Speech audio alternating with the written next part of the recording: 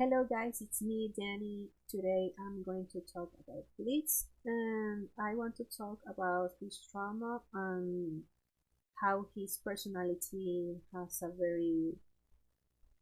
duality present all the time, between his self-hatred and his him despising himself and what he is, and at the same time he protecting himself and being a very sensible person, a person that craves love. So he pulls up this armor all the time, and you will think if you see him on the outside, uh, you will think that Blitz is a very confident person, uh, a person that has everything sorted out, and that's not really the case. Blitz is confident in his abilities, and he should be. He's a very resourceful and talented person, but there are things in his life that are he's craving, like the need to make the audience laugh because he is a performer at heart, and he wishes he since he was a kid to make people laugh, to have the love of his family and his loved ones around him. That's why in the present Blitz is a person that's so, you will think he's obnoxious, but really he's touch starved, he's love starved. He's a person that he requires so much of other people, even if he's not able to admit it. You just know by how Blitz is around those who are dear to him and how he protects them, that he is a lovable person, and just as much as he has love to give, he wants to receive it. But at the same time, he despises himself and doesn't deem himself worthy of that love. And that's a very painful contradiction, isn't it? But as a person who can relate to Blitz quite um, deeply as I am, um, I can I can understand where he's coming from and why he is like this. So that's why we're going to see today. We are going to see bits of this show, scenes that to me are key to understand his character. And in this video, I'm going to focus on Blitz as a character that has that self-preservation instinct, but at the same time, he hates himself. We are going to see um, those things in the next scenes. And I'm going to make another video because you can't talk about Blitz's character in just one video, right? You have to. He's too complex as a character, and I think that's wonderful. And I will talk too about how he's constructed as a character and how I think that's fabulous. Not only his personality but also what he likes, what are his quirks, uh, what does he love to do, what what are his special interests. Like the building of the character is very important for us to know them besides the story itself. So the next video I'm going to make is going to be focused on in Blitz relationships and how loving and how caring he really is, and how he protects the people that are close to him, and how he embraces them as his family, and how family is very important to him. That's for the other video because that's like the duality in Blitz. We're going to see the, the the trauma today. We're going to see the rough part, and then the loving part in the next video. So let's get going. Hey, folks, want to see me make a horse? Crap.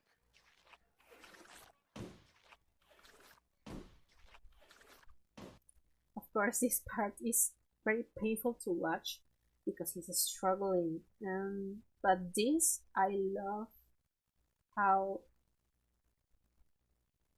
Vivian presented us with Blitz as a kid, because you can see how all the things that make him Blitz as an adult are present in his childhood. The fact that he's trying to make a balloon horse, and tries and tries and tries because the balloon just explodes and he's messing up. But he's so resilient. He tries and tries and tries.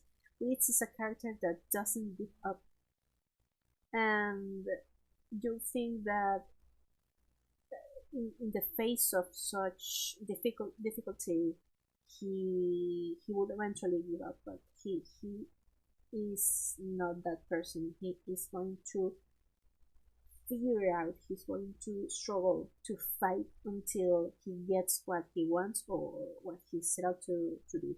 So that's a very commendable thing to have, but also I think it can be a weakness sometimes, because it comes with a stubbornness that I have to do this, and if I don't achieve it, then I'm not worth anything. And I think that's the thing with this. Let's keep watching. He keeps going.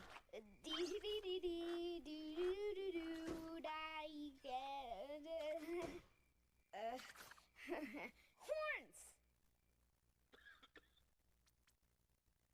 Then the sadness, Well, and then you see. It was a horse, but then it ate too much sugar. You see that shift in the attitude of Blitz.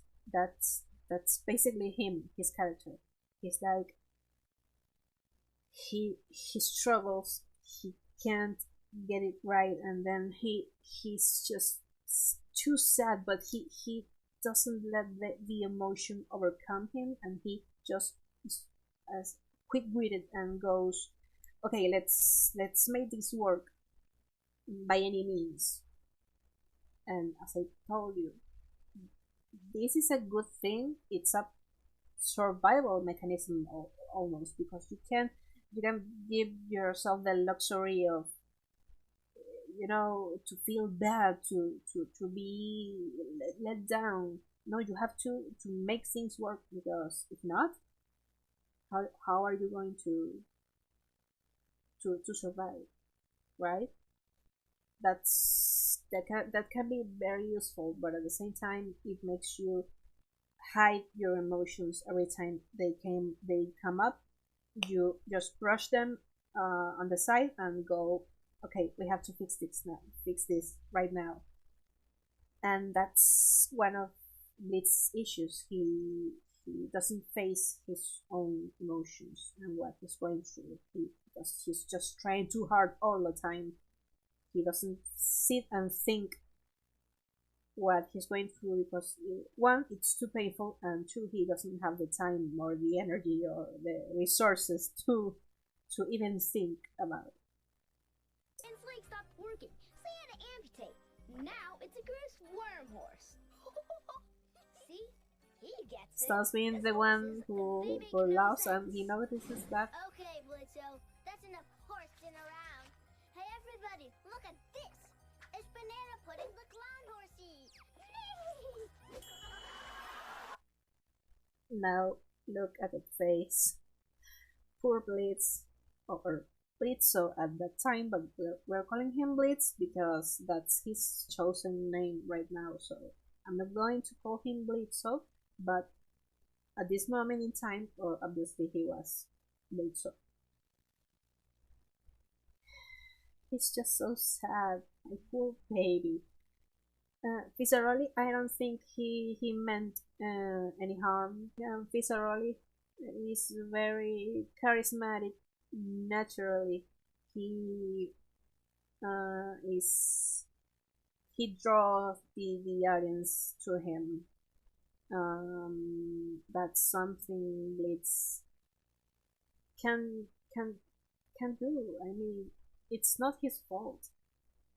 It's just something that it's the eternal debate between the charismatic, talented, uh, naturally talented people and the ones who struggle, who practice, who try again and again and again, but they are sometimes never as good as the ones that have the natural talent. Sometimes that feels very mm, unfair. um, let's keep watching. You were gonna spend the day with one of the Blitz's Goetia father. princes. Ew, why? Because money. Now listen carefully. You were being bought out to be his playmate, but I want you to steal as much from those rich fuckers as you possibly can. Steal? Okay. His father is telling him that he has to rob uh, Prince Tola's palace, so that's why he's letting King Paimon buy Blitz for a day, so he can go and rob everything he can from the palace. And Blitz, Cash is grabbing him, and Blitz, as soon as he hears that he has to go and rob, he pulls away like his father's hand burns. He pulls away and say, "Steal?" He knows it's bad. He knows it's wrong, and his father wants to make him do this. And he recoils immediately. You can see it in his body language, and I think that's such an important detail. But if I get caught? Don't you want your family to be able to buy a bigger tent? Better food? Don't you want to be able to help me and your mama out? Of course I want to help Mama. Then you gotta do this. Everything those rich fucks have will be worth a fortune. But if I'm caught, I'm scared, Dad. This is something we have seen in other occasions in the show. Blitz sometimes hugs himself as a way to protect himself. And this situation is really heartbreaking because he's protecting himself from his dad and what his dad wants to force him to do, and it's something awful because his dad should be the figure that should be protecting him. That's the one that should be making sure he feels safe. And in this moment, he is doing exactly the opposite. He is making Blitz feel unprotected, vulnerable, and of course he is being manipulated because his father mentions his mom, and we don't know what's happening with Blitz's mom in this moment, but I don't know if she's sick, if she needs help of some kind, but obviously she needs help. And it's very telling that Cash says, "Don't you want to help me and your mama out?" And Blitz says, "Of course I want to help mama." He doesn't say, "I want to help you and mama." He says, "I want to help mama," because he loves his mother, and Cash knows that, and he uses her as a bribe, as a means to manipulate him, and that's awful. Of course, he's exploiting his own son, but it's just all wrong and awful. And you can see in Blitz's body language that he completely he's scared. He rejects the idea. He doesn't like it. He knows it's wrong. and he could be caught, and something really bad could happen to him if he's caught. He just feels that his father is throwing him into the lion's den. There are scarier things, aren't there, son? But... Yes, Papa. Let's come back. If this is the first time Blitz and Solas interact. Here is your new friend, my son. A happy birthday. A friend? I guess. Hi. Did you see how... Let's watch that again. One moment.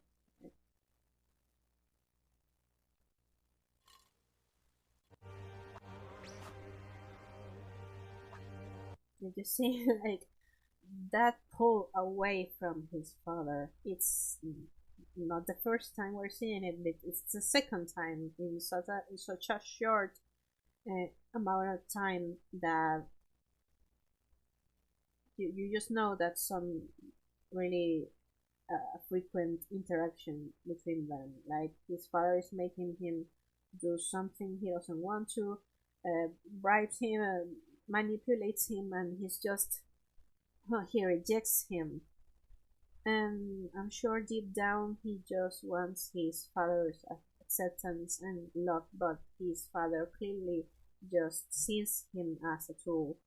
And that's again very painful. So that's something Blitz, maybe he's not like aware of all the things that I'm telling you. Obviously, he's just a kid after all, but he knows inside himself that he needs to protect himself from what his father is trying to make him do.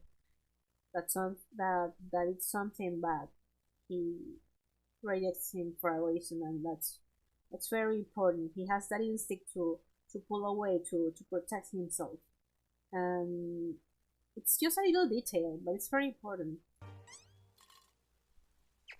Here is your new friend, my son. A happy birthday. A friend? I guess. Hi. I'm Blitzø. I'm Stoneless. It's nice. Ouch! And of course, the contrast between Stolas and Blitz's reaction. Stolas is smitten, and it's just like, ew. But not because he doesn't like Stolas, but just he's someone from the royalty he doesn't know at all, and you know that his father is making him do this. So of course it's some like resistance. it's something that's going to happen, obviously. Out of that one, he bows to us, idiot. Oh, right. Sorry, Father. I'm so good at daddying. No, you're not. And Paimon being a horrible father, just as Cash is a horrible father too, so this is like a sympathetic moment between the both of them. Stolas and Blitz come from totally different backgrounds. Stolas is a prince from hell, and Blitz is a nymph that's one of the lowest demons in hell, but talking about social status, But they can be sympathetic to each other in this moment, like, yeah, my dad is an asshole. Okay, fast forward. We got this nasty imp trying to sneak into your chambers. What should we do with him? Poor Blitz. It's like, please, maybe don't kill me. And I love the detail, of course. This is one of my favorite shots because it's from Stolas' point of view, and just as he was smitten by Blitz when he was a kid, 25 years later, we see him like he's seen Blitz for the first time in 2 decades, and he still has that crush for him. It's adorable, really. Blitz, but Blitz, like, Blitz, the king of he's trying his best to create his business and make this work. Like, he's an imp, and he's trying so hard to fight the system that says that basically no imps can rise for themselves, because imps are mostly the help. Servants are, do jobs like where the royalty needs them and stuff. But it's not something usual that an anime creates his own or their own business. Blitz is doing this, but he's making a living out of killing people in the human world, and that's something complicated because he doesn't have the means to go to the human world, and Stolas has with his grimoire, and that's why Blitz is trying to steal it from him. And it is something bad, of course, but he's, as I said, he's a persistent individual. He's really trying. Into my chambers, really? Oh, well, that is concerning. Leave him to me. I will handle him accordingly. This is not a video about Stolas, but I just think this is so funny. And Stolas is like, into my chambers, really? Oh, that is concerning. Leave it to me. You can see it. Stolas thinks he's smooth, isn't he? Oh my god. This is really too funny.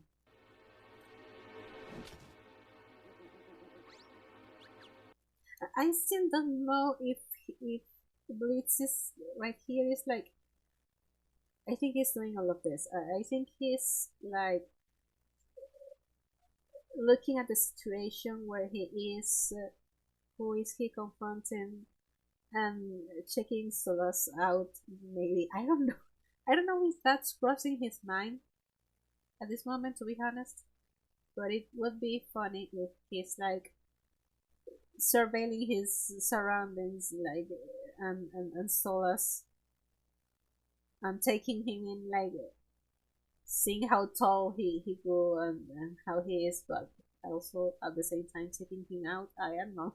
Follow me, imp.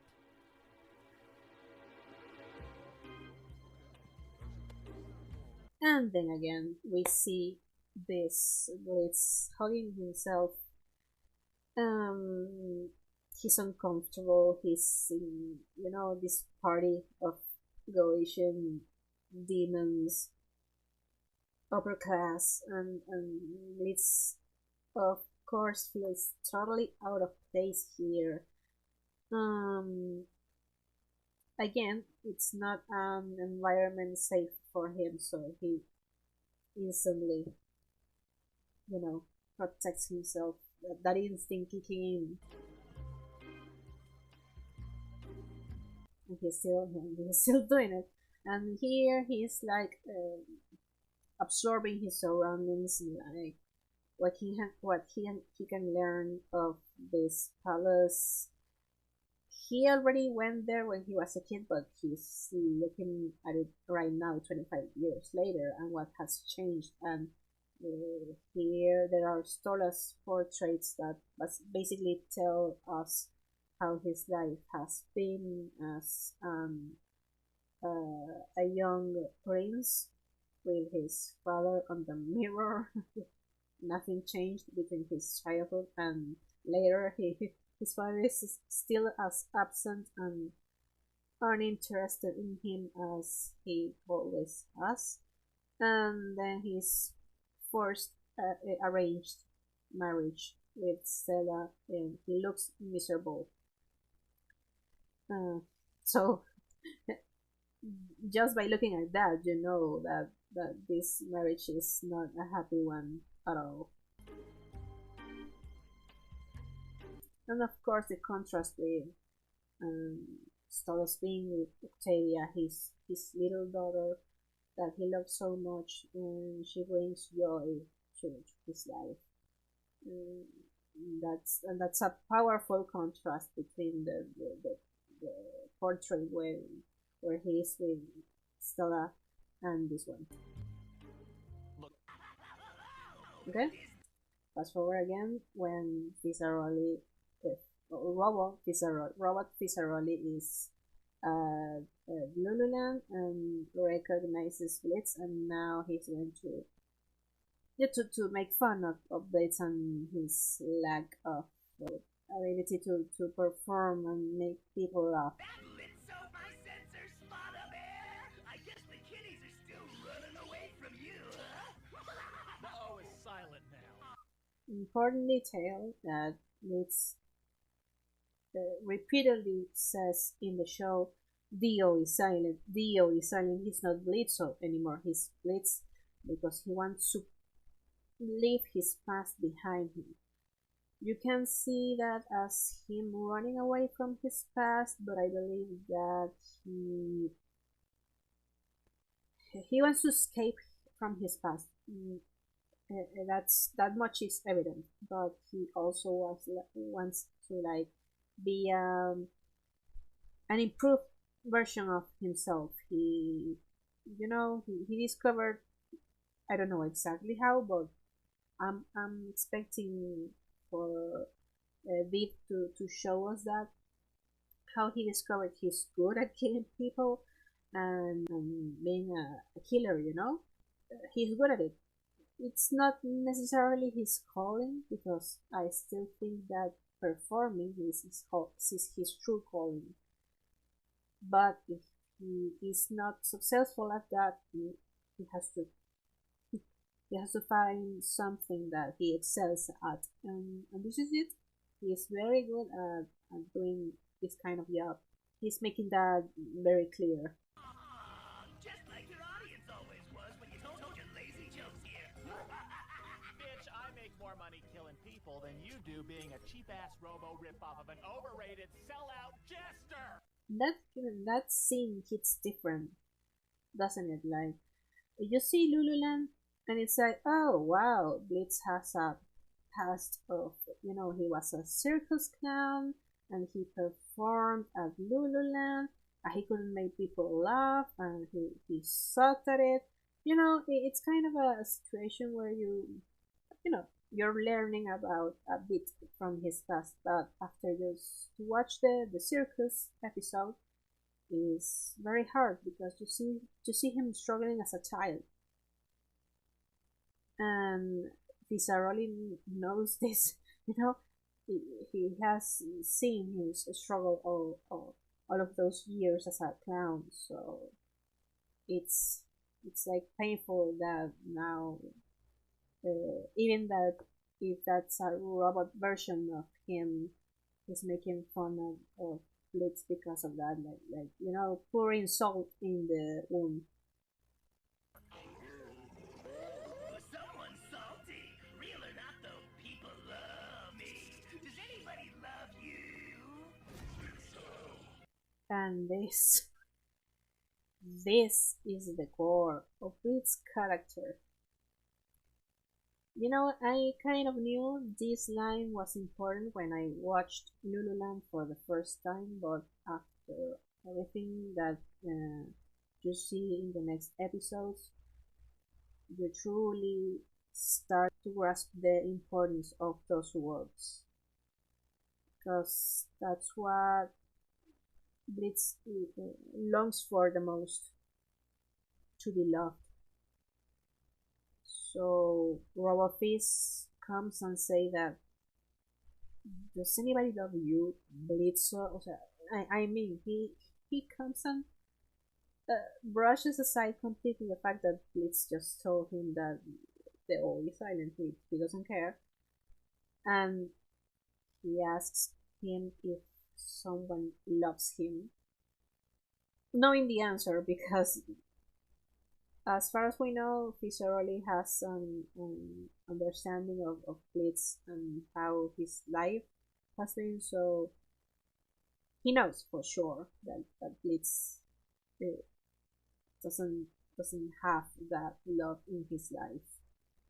And Blitz responds very in a non-comical way. No, like we are going to see right now. No, but I'm really good with guns now. Dance, bitch! It turns into a joke, and haha, how funny. But it's like bitter tone to it, like, does anybody love you? No, but I'm really done with guns now. It's painful.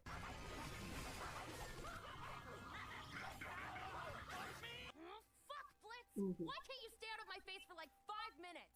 Because I adopted you, and that should mean something. Oh, what does it matter? You're not my real dad. I was almost 18. It still counts. Well, it shouldn't. I didn't need you then, asshole. I don't now. And here we learn that Blitz adopts Luna when she was almost 18, and she's very much like Blitz, so she's traumatized. And as we saw in Seeing Stars, she has a very dark past. The orphanage where Blitz found her was more like a dog pound. It was a horrible environment, and she was hurt and alone, unprotected. You know, she had an awful life as far as we've seen. So she, like Liz, rejects everything that makes her feel vulnerable. She's trying to set boundaries with Blitz, but she really doesn't know how to communicate that. And she says that she didn't need him, but we know that's not true. We know that she cares for Blitz, and we know that she indeed needed him in that moment of her life. But she, like Blitz, is pulling people she loves aside because she doesn't know how to deal with her emotions and how to convey them. It's difficult to see. And here we can see Blitz again hugging himself, like he's very sad. He just wants to be a good dad for Luna, but it's very difficult to him to respect those boundaries because he's so desperate to love her, to feel love from her as a daughter, as a family, that he doesn't realize that she's an adult woman, she's not a child, and she needs her own space. And I'm sure with time we will see how they will get better. But right now it's sad to see this and how similar they are. After all, that's why Blitz felt connected to her when he met her, because he saw himself reflected on Luna. Blitz, Enjoy your break, Looney. I'm gonna go kill something. And there it is, the brushing aside his feelings, the brushing aside the matter. It's a constant that we see since he was a child. You know, like this thing bothering me, making me sad, that doesn't matter. I'll figure it out. I'll find a way to be okay and fix this quickly, and everything is going to be okay. The thing is, it's not okay. It's not okay, please. Damn, girl, that was savage. You okay? yeah, I'm fine. He'll get over it. He always does. And Luna confirms this, what I'm saying. Like, he'll get over it. He always does. He always gets over things, apparently. Apparently, Blitz gets over stuff, but he doesn't really. He doesn't. Wrath, huh? My employees are from there. I've never really been. I hear it's full of inbred chuckle fucks. Oh, why don't you all join me at the festival? I can guarantee you all special access. Look, I told you, we're not bodyguards, okay? That was a one-time thing we did badly. I included this scene because I think when Blitz hugs himself in that moment, it's because he feels embarrassed, like exposed. But I don't think he's really uncomfortable in that moment. I just think that he's embarrassed.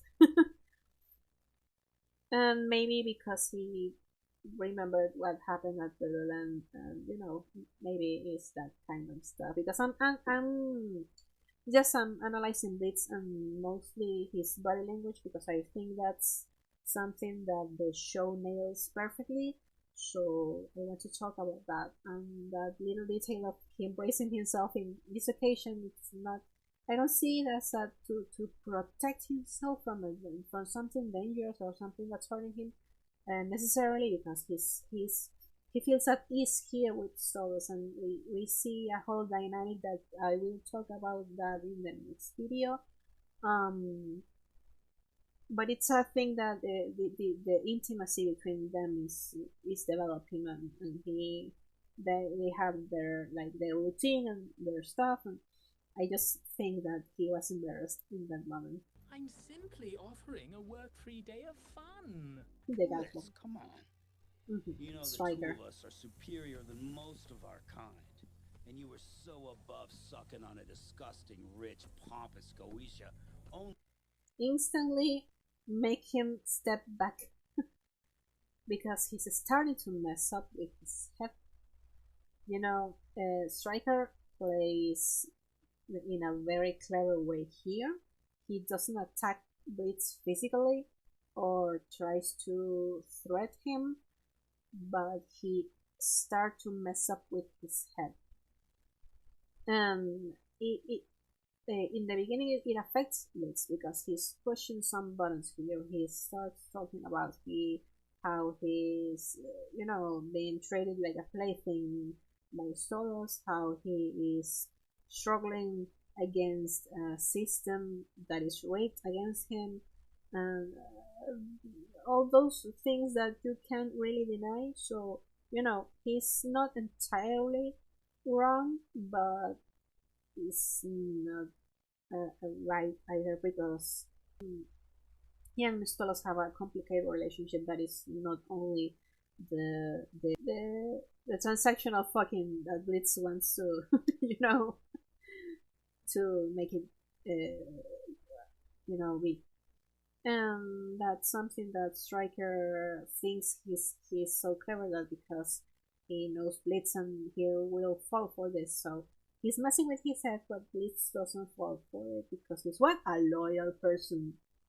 He will never betray his friends, never. Never. to sneak topside for scraps and work for bitter sinners who could care less who you are when you could be slaying overlords. Why struggle to run a business that is rigged against you when you could partner up with me and kill the unkillable?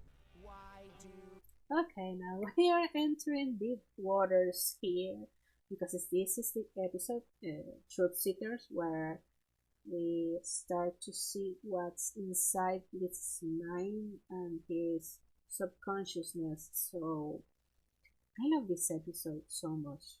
You know, it's the first big episode where we can see what Blitz is thinking and learn more from him, and really how deep and complex his character is. You hurt me so. I know. Why must you push my friends away? Why do you push your friends away? And it says, why do I push my friends away? Okay, that's the first thing. He pushes everything and everyone around him because he's afraid. Why does it seem like a recurring thing that you alienate with your toxic routine? I don't know. Eventually everyone goes. Because you're thoughtless and cruel and you'll end up alone. I don't know. Eventually everyone goes. Everyone abandons me. Everyone leaves me. So why should I even try to keep the people I love around me if everyone is going to leave me anyways? That he's always going to fail and he's always going to be left behind.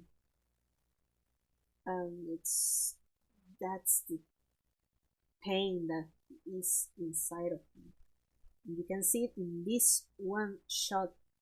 That was Moxie says to him, "Because you're thoughtless and cruel, and you'll end up alone." I don't need you. I can do this shit on my own so easily. But you don't want to do things alone, Blitzø.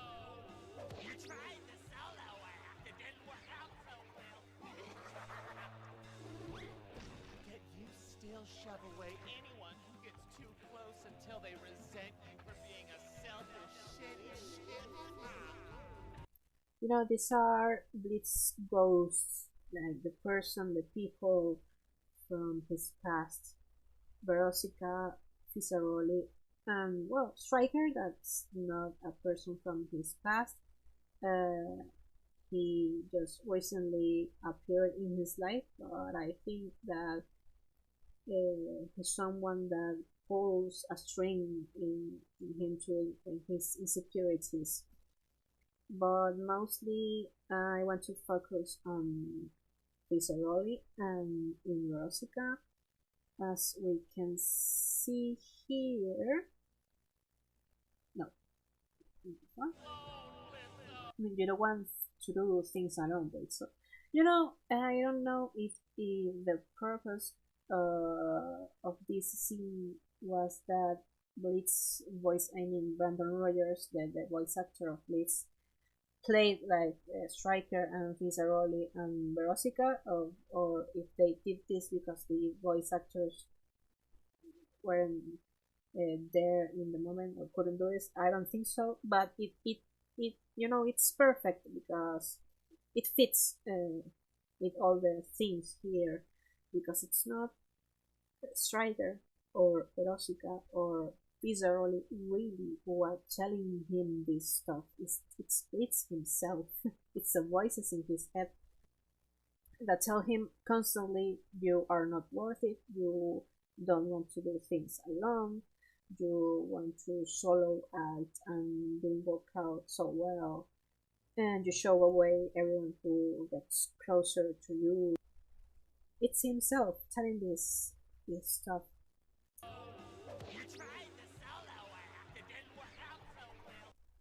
Okay, please pay attention to the fact that Fisaroli has a broken heart in his head. In this vision and this hallucination that Blitz has, we can see some various broken hearts in Blitz's head, in Fisaroli's head, and in Verosica's cheek.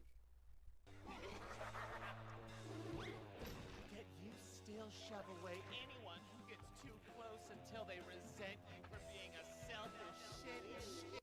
Right there, that's her broken heart. So what we can assume from this is that everyone here got hurt in the relationship with Blitz. You know, Fisaroli got hurt, Verosica got hurt, and of course Blitz got hurt.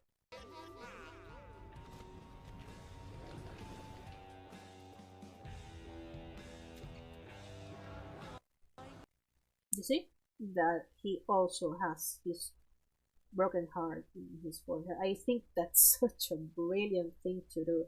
I mean, his mark as a, I don't know if it's a tattoo, if it's a mark that the circus company or family has on them. I hope we see more of that, but to grab this and transform into a broken heart, I think it's genius. And in most of the storyboards and the doodles and that stuff, but it's instead of that mark has a heart, so it's very interesting, you know. Because it's easier to draw it, you know, that's obvious, but you know, the symbolism is very important. Okay. I believe your self-conscious is trying to tell you that you simply cannot fathom proper intimacy, but also craving as well. And what Moxie says right here. You cannot fathom proper intimacy, but also crave it as well.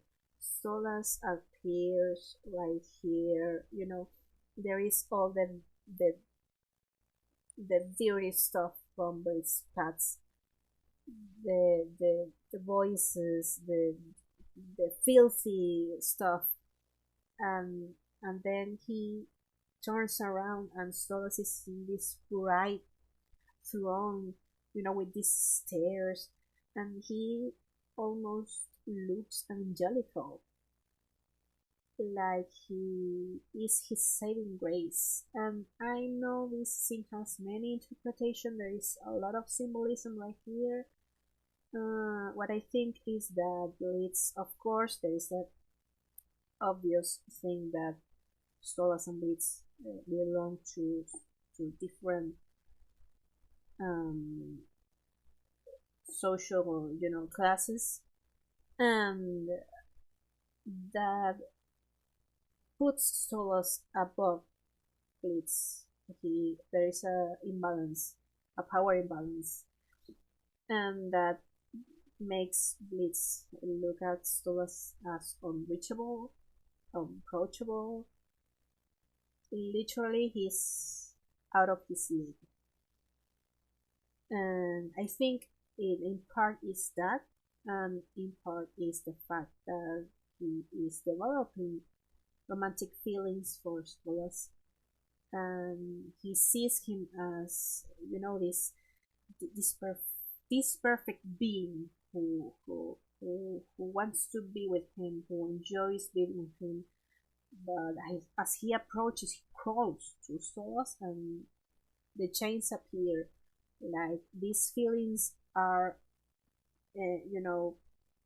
trapping him to Stolas. He's terribly scared to be with anyone in that regard, and a prince, that's like impossible to think about for Blitz. Rather unfortunate, sir, considering it's often how you treat those who stand by you, such as myself. Are you worried I may have enough of it one day as well? Stop fucking talking, all of you!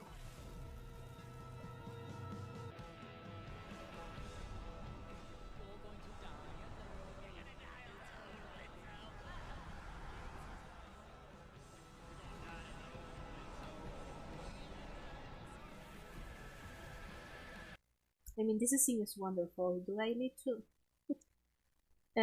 Yes, I need to talk about this. I mean, this is one of another of my favorite shots as well. You can see the pain inside of Blitz here. That loneliness, that fear of being alone, and not only being alone, but to die alone. Like being left alone in the universe. It's heartbreaking, and those who know how that feels, it's rough. And that's what Blitz has inside, that fear, that crippling fear that he's going to be alone forever and no one is going to care for him and give him the love that he craves so bad, and nobody for him to give that love that he has inside of him. It's painful. Joint of Osmodeus himself. Come on, give him some love. Did he just say Osmodeus? Oh, no fucking way. Not him. You see, here we can tell the difference between Blitz seeing a robot face and seeing the actual Fisaroli, because one thing is to look at a doll or a manufactured, artificial being, a robot, of a replica of this person that was very important to him, his best friend from childhood, and maybe more than that in the future. And we don't know what happened between them, but things went down south. That much is evident. So he instantly panics. He's like, no way, not him, and he hides behind the menu. And Stolas is he doesn't know what's happening, of course, why Blitz is reacting like this, so it's heartbreaking. We know all the context of this scene, so we know that these are going to from now onwards downhill. Now, I've watched those two pork many times.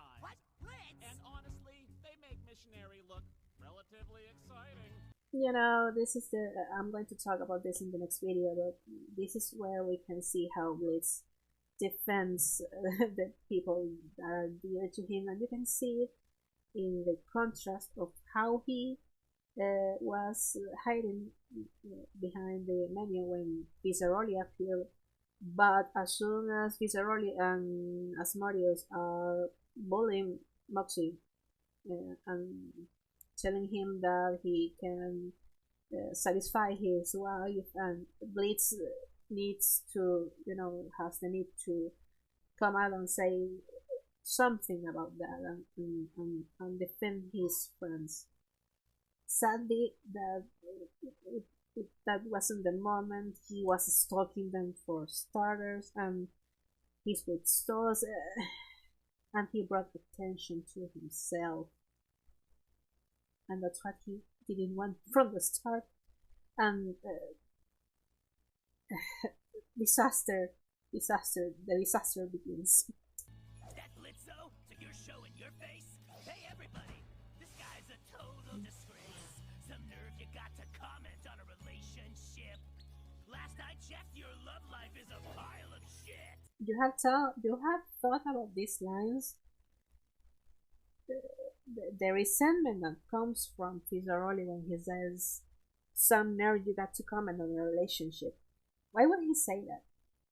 I really think that Pizzaroli and Blitz had a relationship, a romantic relationship, probably in their teen age. If not romantic, maybe platonic, but I don't know. But I think that they had more than a friendship. There's the resentment here coming from Pizzaroli and him telling Blitz, last I checked, your love life is a pile of shit.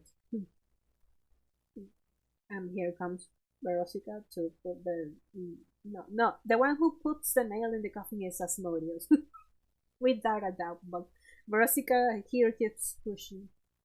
I love this so much. This whole scene with the changes with the music. Oh, it's so good. And the colors.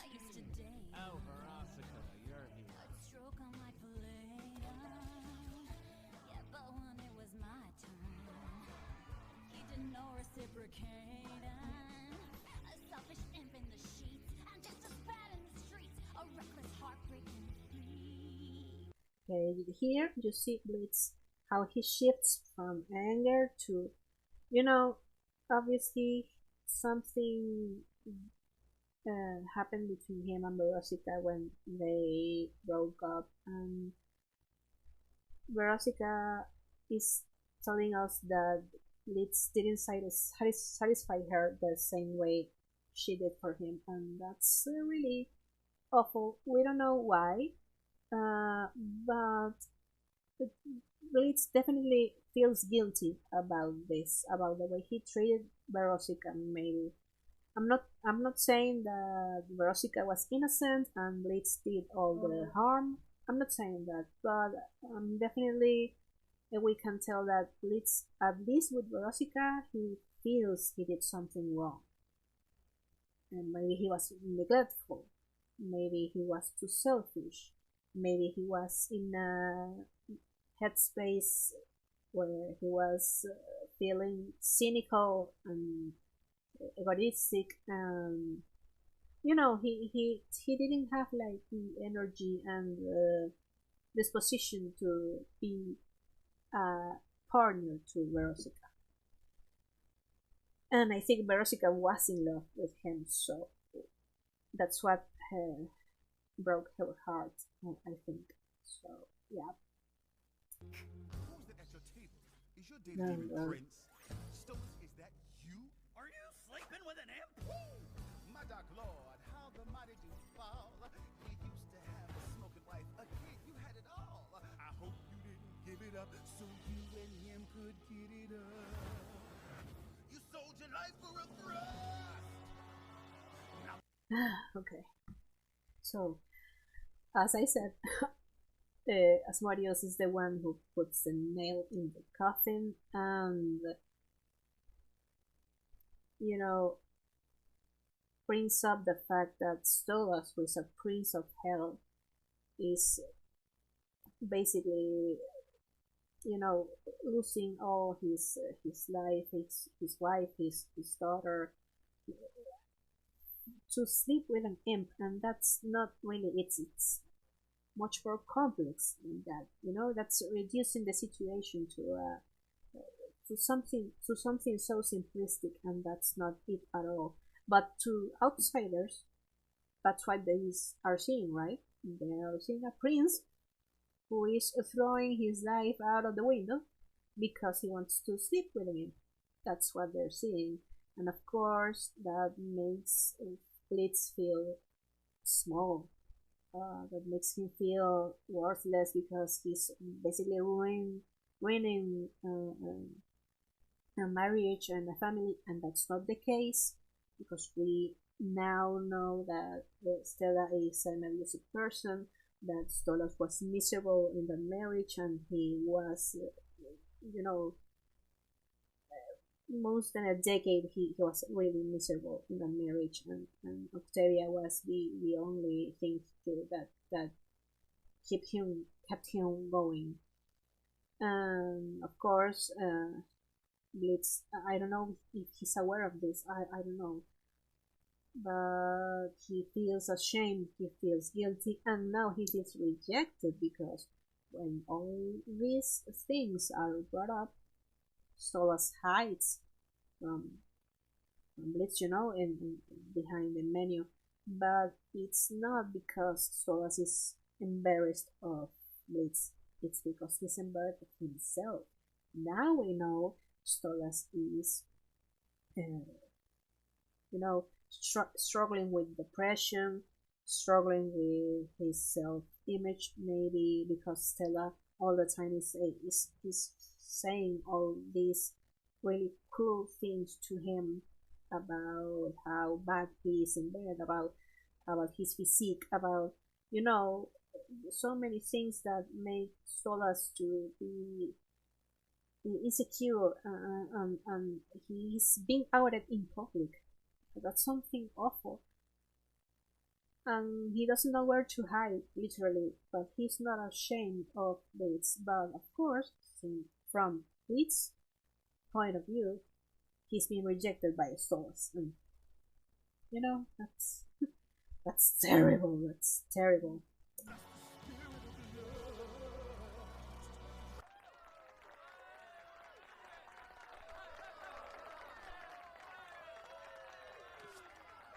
You know what? This was a mistake. All right, let's just leave. And of course, when Stolas tries to get close to Blitz because he sees Moxie and Millie being all wholesome and adorable and embracing their feelings and their love, he kinds of what to do the same with Blitz. He wants to start a relationship with him or something like that, you know, more than just the meetings to hook up and the book and the arrangement of the grimoire. But sadly, Blitz at this point has been humiliated. He has been outed in public as well. He has been, you know, he just feels awful. And this is not the moment, sadly, for Stolas to reaching out to him because Blitz is not going to accept that. Not because he's mad at Stolas, but because he his self-deprecation is, you know, it's kicking right now. All the things that he fears, all the things that he wants to hide from, are haunting him and are making themselves, you know, are manifesting in this moment. All the ghosts from his past, all the mistakes that he's made, all the things that he's doing right now are kicking him in the face, telling him that he's not worthy, that he is, you know, a piece of trash. All those horrible things he must be thinking about himself. He is going through that. So Stolas is trying to reach him, but he can't get to Blitz from him. Oh, right. Of course.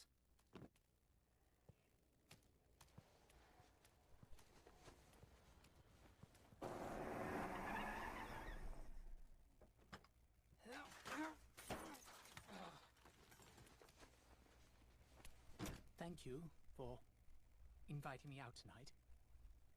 All the body language in this scene is heartbreaking because Blitz looks such a like an asshole from looking at it like so in the surface you think that Blitz is like annoyed at Solas and that's it, but that's not the case. He's ashamed of himself. He doesn't know where to hide, he's like, I just want to get out of here. I don't want to see anybody. I want to be by myself. He can't deal with this anymore. You can feel it, and that's something that you need to see. Blitz is not really, he's not mad. He's not annoyed. He's ashamed, and he has been humiliated, and he's trying to hold on. Despite everything that's happened, I enjoyed spending time with you. Yeah. He refuses to look at Solas in the eyes. He doesn't want to meet his gaze at all. Like he doesn't find the strength to look at Solas in the eye, because he has fucked up tonight. Not only everything that happened with Ciceroli, Verosica, and Asmodeus, but that's something he brought on himself. Of course, Blitz didn't deserve that. He didn't deserve that at all. But I mean, he brought that to himself because he brought the spotlight to him when he stood up to defend Moxie. And on top of that, he was there with Solas because he was using him to stalk Moxie and Millie. And I haven't talked about this, but he stalks Moxie and Millie as wrong as that is, because he just wants to be in a relationship the way they are. It's not like he wants to be, in a threesome with Moxie and Millie. It's not like that. It's the fact that Moxie and Millie has this beautiful, wholesome relationship where they help each other, love each other, and constantly, reinforce that sentiment, and have this wonderful relationship. And we know that Blitz longs that. He wants that for himself, but because he feels that he is not worthy enough and that he won't ever in his life will be able to achieve that, what's left to him? To watch his employees having this wonderful life and like feeling maybe that he's living it through them by watching them,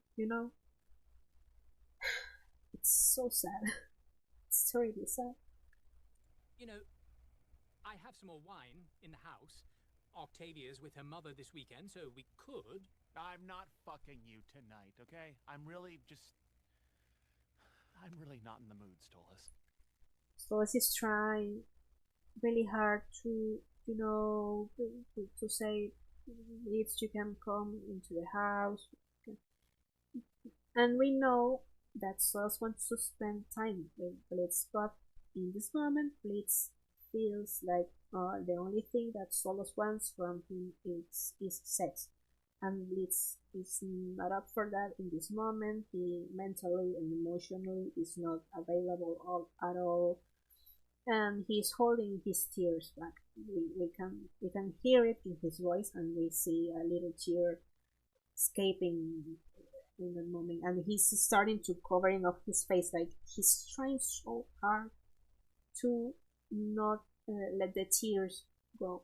We could talk, or watch a movie, or maybe cuddle. Stolas, don't act like what we have is anything but you wanting me to. Yes. Here, you will think that Blitz is mad at Stolas, but he's not. He's repulsed at himself. When Stolas says we could talk, watch a movie, or maybe cuddle. Blitz makes that expression like he doesn't believe it.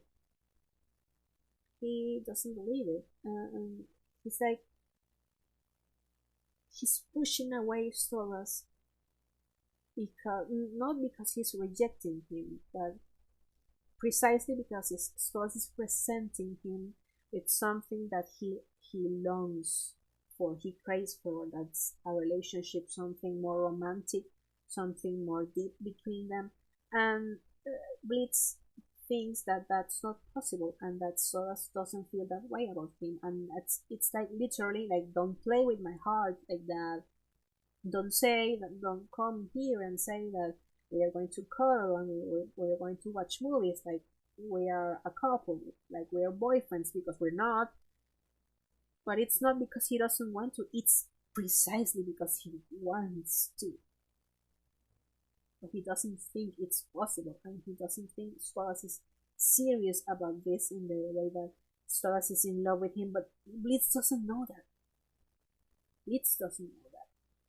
So when he points his finger at him himself, and he says, "Oh, or you want is for me to want to fuck you." When he says this, he's pointing at himself, and he's making a disgusted expression because he's disgusted at himself. He really feels he's unworthy of love and anything good that could happen to him. It's heartbreaking. Fuck you, okay? You make that really clear all the time. Holding back the tears again. I can't do it tonight. You can hear it in his voice. I'm sorry. And he apologizes. Good night, Blitz. Night. He knows he just said that something harsh to Stolas, and that's why he apologizes and what. But you know, it's a miscommunication issue. Stolas doesn't know what's happening inside of Blitz's mind, and vice versa. It's terrible. These two troubled, flawed men who love each other but can't really have a relationship right now, or a healthy relationship right now because of their own trauma, communication problems, is heartbreaking, but it's wonderful to see it because it's done so perfectly. You know, it's so well written.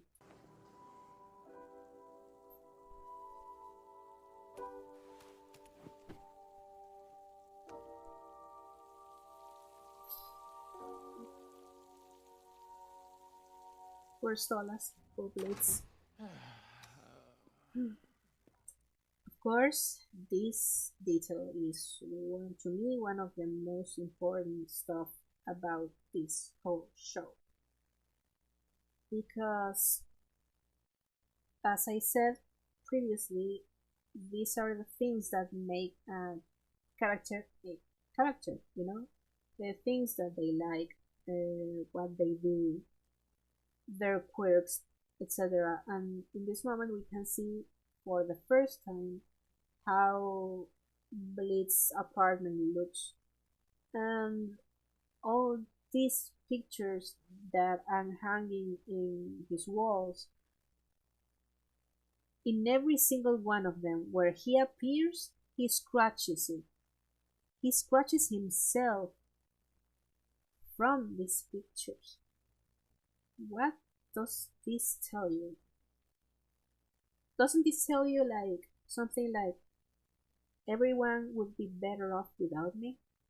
Everything would be better without me?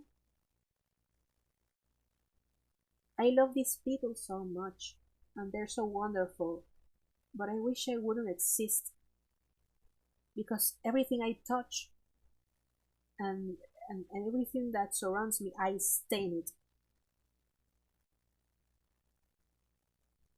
I'm dirty, I'm flawed.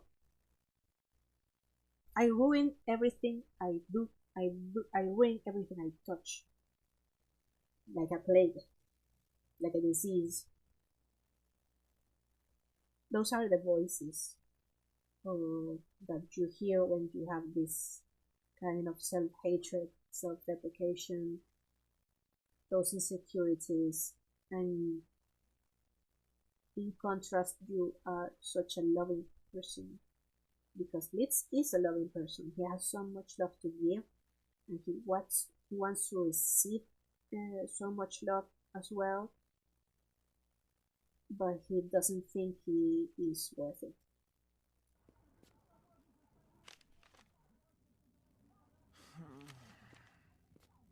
Luna isn't home, so he is totally alone. And now he goes through the pictures in a very relatable, who hasn't done this in their life. I want to know just one person that hasn't looked at their phone or their computer, their photo album with the photos of their childhood, of their the college, the school, family reunions, etc. Who hasn't looked back at their life and thought, I was so much happier. I was surrounded by all these people who loved me so much, and now everything has changed. And now my life is this, and it's so difficult. It's so relatable. For this to be the finalizing of this episode, that ended up being the final episode of the season for now, because we have yet to see episode 8, but this is soul crushing. Let's watch these pictures one by one, shall we? So of course we have the wallpaper with the photo of IMP, Luna, Moxie and Millie, and Blitz. The first picture that pops up is Sora's sleep with Blitz, with an arm around him. Blitz looks happy, relaxed. He has a crooked smile that tells us that he feels peaceful. And when you're not troubled, and when you have this kind of life, this feeling is very rare, but I think it's like the ultimate goal. Not so much like happiness, but this feeling at ease, feeling peaceful. That's what you want, because you feel safe, you feel secure, and this is what Blitz is feeling right now when he's sleeping beside Solus, who looks happy and relaxed too, embracing him. And it's really sad, because I'm really sure that Solus doesn't know that this photo exists, and least of all that exists in Blitz's phone, because this alone tells us that Blitz does care about Solus. I mean, if you pay attention to the series, you know that he cares. But this is the proof. Of course, Blitz with Moxie and Millie. Moxie and Millie. I always I always do that. Sorry. When when Moxie started working at IMP, the adoption certificate when he adopted Buddha. The first photo from his exes, as I should call it. He's here with Verosica, and you will see the contrast with the Fisaroli pic. This smile from Blitz is very cynical. I don't know if he was really happy in this moment.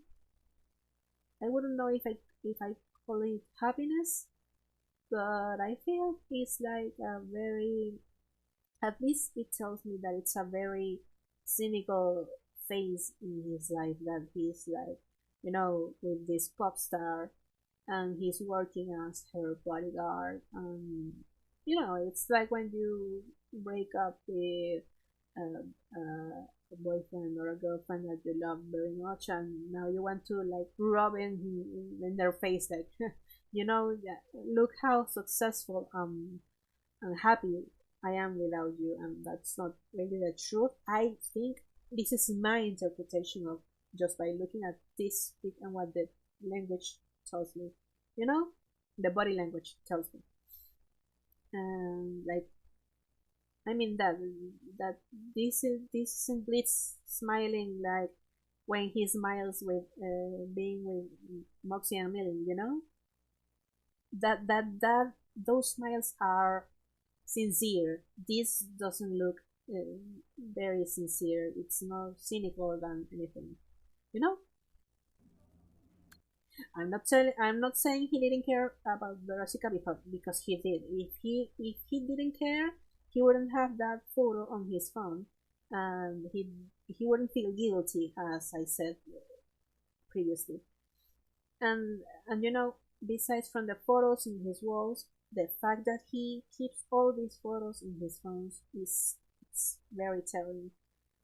Leeds doesn't throw anything away really. Everything that's very important for Blitz, he keeps it somehow. You see, for example, he dropped the O in his name. Right now he's Blitz, not Blitzø. But he has the posters and the flyers from his performances as the wonderful Blitzø. He hangs it in his office, so he's kind of he has some kind of pride about that, but at the same time he wants to don't look back and drop the O, but inside of him somehow there is Blitzø is still there, the performer, he doesn't throw it away completely. Fisaroli and Blitz as teenagers. Of course, this picture is adorable, and they are maybe at a Mammon concert. We shall see probably this season. Please, I need this backstory so bad. They look happy. They look juvenile. They look, upbeat. A very upbeat Blitz. Look at how shiny those eyes are. He's happy. And of course, he didn't have the scar. We saw that with Verosica, he had the scar already in his face. Here, he doesn't have it. So, we will see how he got that.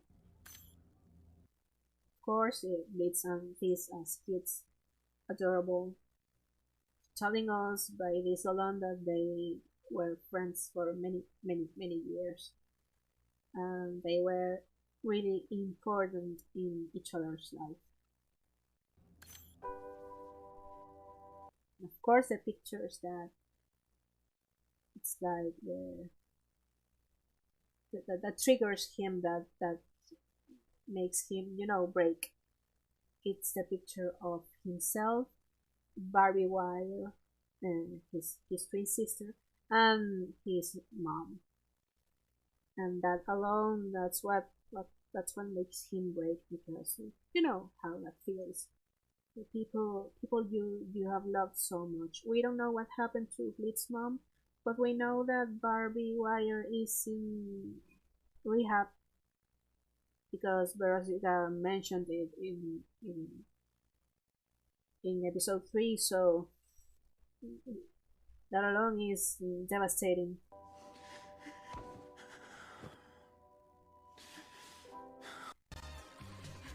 Yeah, that was a sorry about the shift, but yeah, that scene of Blitz crying, I think it's the first time we saw him crying. Yeah, it was the first time we saw him crying on the show, and it was a very powerful scene. So yeah, it's how it's heartbreaking. You can just feel his sadness and his pain, and how he's in that fetal position in his couch.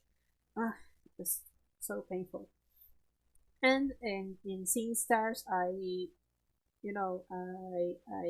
chose this scene because Octavia is like having a little panic attack, and and we see like the parallel with Blitz having exactly the same panic attack about having to tell Stolas that his daughter went missing. And I think it's funny, but at the same time it's like they are both very anxious individuals, and I think that's kind of I really think Octavia and Blitz could get along really well, because we have seen some parallels between them constantly in the episode where they both appear.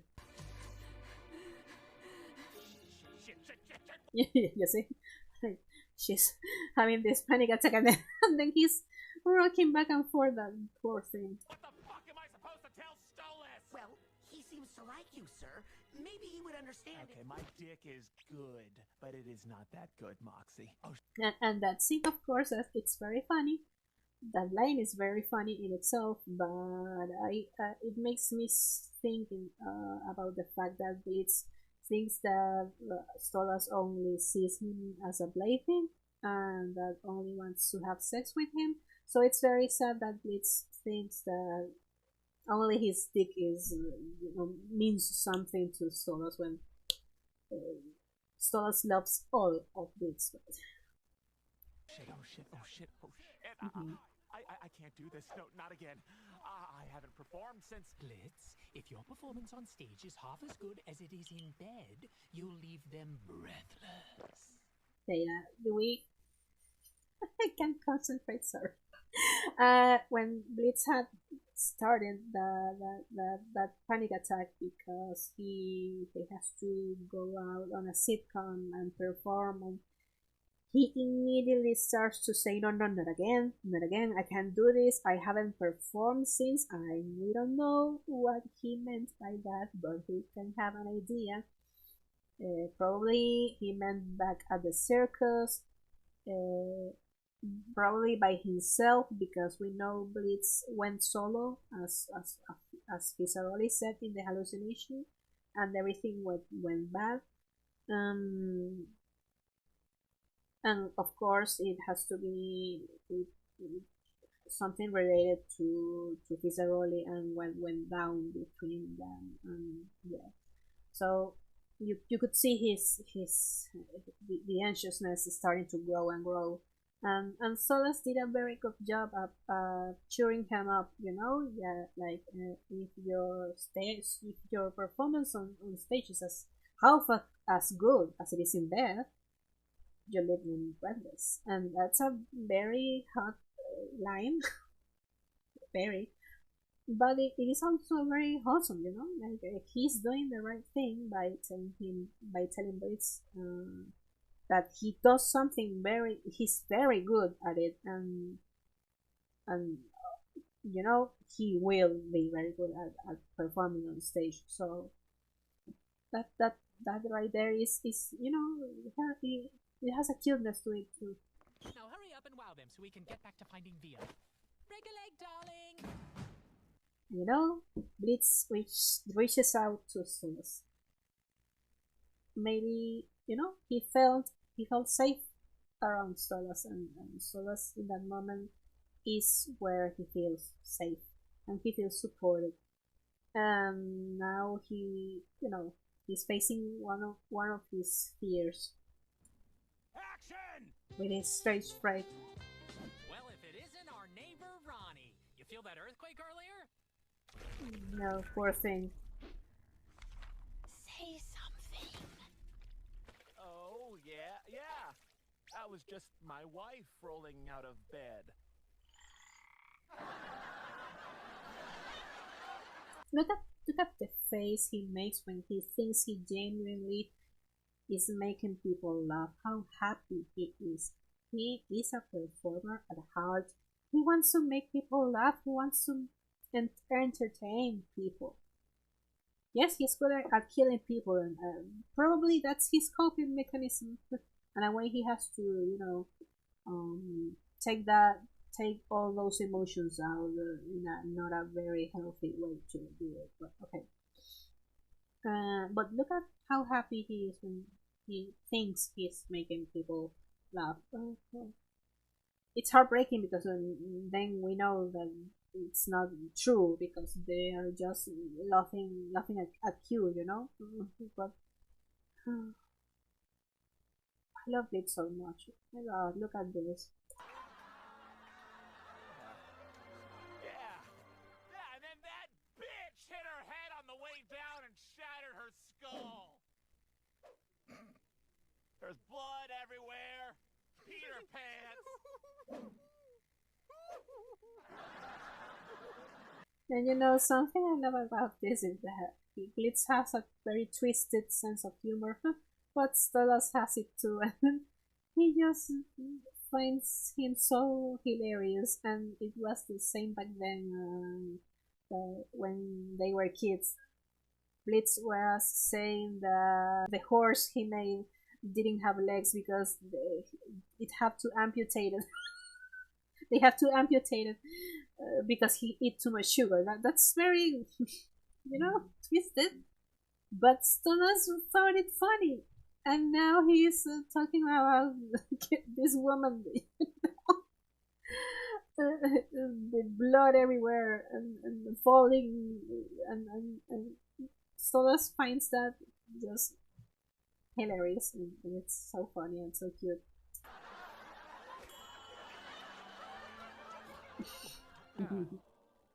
Yeah, maybe you should adopt. Aw, they're all so cute. And they're sad. Maybe you could adopt this one, yeah. Quite a strong lad. He'll be perfect for whatever work you want to use him for. No, I'm not looking for no ugly wonker. I need something that's more family friendly. A gift for the wife, huh? No problem. We have a nice selection of other hounds. Who's that? Oh, her. That's just Luna. What a nightmare. Serious attitude problems. She'll be out of our hair next month when she ages out. Good riddance, if you ask me. She'll never amount to anything much. No, you can't have her. She's mine and I love her. You know, this is a very important moment for Blitz because he just realizes that he can let go of Luna, as in, replacing her. Not that he would never do that, but I mean, he consciously now is aware of the fact that I won't leave Luna behind. I won't get rid of her ever because I love her. She's mine and I love her. Don't get me wrong, I saw some tweets like, he's very possessive, like saying Luna is his. That's not it. We all in this life, we as human beings, we need to feel connected to someone, to something. We need to belong, have that sense of, that you belong to something. And that you are able to say, for example, my father, my mother, my brother, my boyfriend, my girlfriend, my partner. You say those things with endearment and with the sense of belonging. Like, it's not because this person belongs to me, it's because this person is part of my life and it's part of my circle and my affections, and that's what Blitz means. That Luna is his to protect, to love, and to be his father. That's it. It's not something about possessiveness, No. And the reason why Blitz feels drawn to Luna and adopts her, we can see it in the flashback, is because he sees himself, as I said previously, reflected on Luna. The things the Hellhound woman was saying about her, that she won't do much with her life, that she is not worth it, that those are all the things that Blitz has heard about himself all his life, and he just saw himself, and with all that pain, all that sadness of that child, and that's why he took Luna in, and it's beautiful. It's beautiful to see him like embracing openly the fact that he loves his daughter and he wants to protect her, and that he wouldn't, no matter what she does, she will always be his daughter, and he will always love her. Because that kind of unconditional love that all parents should feel for their kids, it's what Blitz never had with his father. I'm sure he received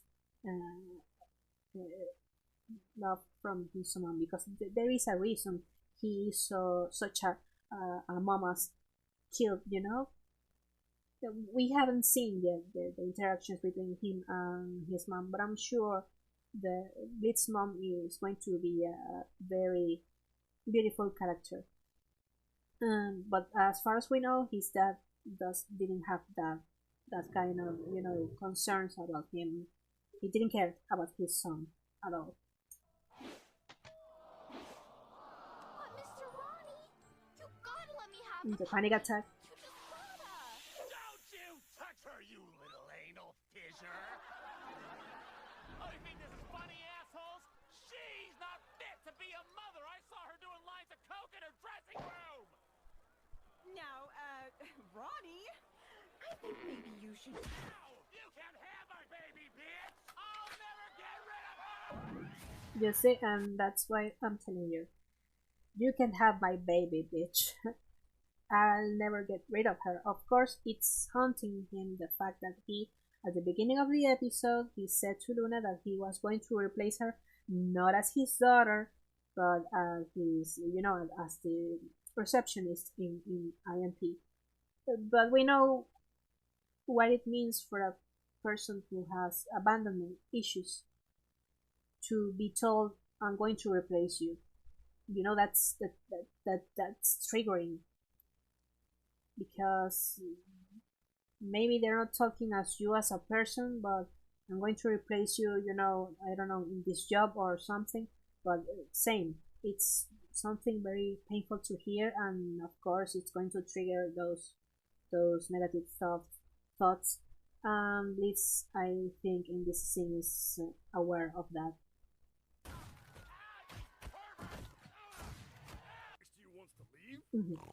This is the preview that we saw in the trailer for what was going to be episode 8, that the crew and Vivian couldn't release yet. And I think that it's very important. Let's watch this once again. Watch it. I mean, we could stay a little longer. I think we need to go. Okay, I think it's been a long night. Well, these people seem to know you. Come on. I think I want to give this another try. Please? Okay, fine. Maybe one drink. Blitz here, it's completely defensive. He's like, we need to go. It's been a long night, and I don't know if this is the same night of the events at Ozzie's, and Blitz is, going to, pick Luna from the party. I don't know if that's the case. I think so, maybe. And he's fed up. He doesn't want to know anything. But something that it's very interesting is to hear Luna saying that these people seem to know you. And we know that could mean for Blitz. Probably the people at the party that know Blitz that Luna is talking about are people that know him from, not from IMP, but from his circus phase when he was a circus clown. And that's, as we have seen, that's something that deep down Blitz probably feels some pride about that, but at the same time he wants to run away from that because it's part of his past and his failures, and he doesn't want to, have to do anything with that. And Luna, of course, with her puppy eyes, convinces him to have one drink, and we know that won't be the case because it's very ominous the way he says just one drink. And I think it's very interesting what this episode has in store for us, because I think this episode is very important for Blitz, for Luna and Blitz, and the relationship as father and daughter, but mostly for Blitz, because I think that this is right after Ozzie. So we saw in the circus episode how Stolas felt after the aftermath at Ozzie, but we don't know what Blitz mindset was, besides watching all those pictures and crying his eyes out, but we don't know what happened after that. So I think it's going to be very interesting when we get to see this. Well, guys, this has been like this video going through scenes from the series, that I think again are key to understand Blitz's character, and I hope I could provide you some some knowledge or some enlightenment about this character. Not all the things I say are like matter of fact. These are my interpretations as a viewer, as a person who is watching this show and has some knowledge about storytelling and literature. These are the things that I took from these episodes, from this wonderful show. It's just a very complex and wonderful character. And as we have seen, it's and as I said in the beginning of the video, Blitz has a very self-protective instinct, but also a self-deprecation and a self-hatred that comes from trauma, the fact that he many times was rejected and hurt by people he loved in his life. So let's hope that he starts opening up and embrace his feelings towards Stolas, that they communicate, but of course this will take time because Stolas as well is a very complex and very troubled character, and this makes that the communication between these two is something very difficult. But it's part of the magic, it's part of the journey, it's part of the fact that this story is so wonderful. The struggles, these characters' hardships and pains, and how we are going to see them developing and growing and being more happy, or being truly happy, because I know they will get there. So it will be wonderful to see, but at the same time we're going to suffer a lot in the way to that goal. So next video is going to be about Blitz's loved ones and how are his relationships with these people, with IMP, with his daughter Luna, with Stolas mostly, and that has something. There are a lot of things to say about that. How Blitz is with the people he loves, how protective he is, and how devoted almost he is to the people he loves. In a fanfic I read recently, said Blitz is all heart, and that's the essence of this character. He is all heart. So I hope you love him as much as I do, and that you enjoyed this video. Love you guys.